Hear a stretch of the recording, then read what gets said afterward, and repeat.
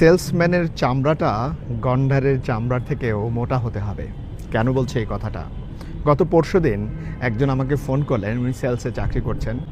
তো উনি রিসেন্টলি তার ট্রান্সফার হয়েছে তার নিজের ডিস্ট্রিক্টে। তো তার বসকে যখন তিনি ফোন দিয়েছেন, বস বলেছেন যে অমুক একটি দোকানে বসেন, আমি আসছি।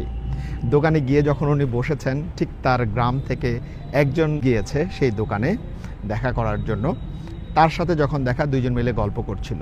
সেই দোকানদার তখন তাকে বলছে, আমার এখানে সবসময় গল্প করা যাবে না, আমার এখানে সবসময় আসা যাবে না, আসার আগে আমাকে জানাতে হবে।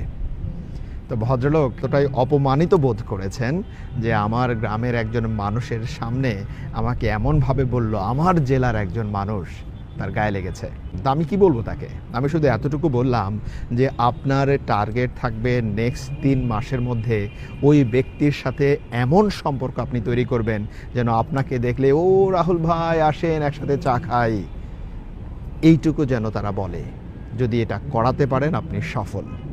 মন খারাপ করলে চলবে না। নো মানে নেক্সট অপরচুনিটি, এটাই সেলসম্যানরা করে দেখায়। যদি এই ধরনের এক্সাম্পল আপনার সাথে ঘটে, আমি বলবো নো মিনস নেক্সট অপরচুনিটি।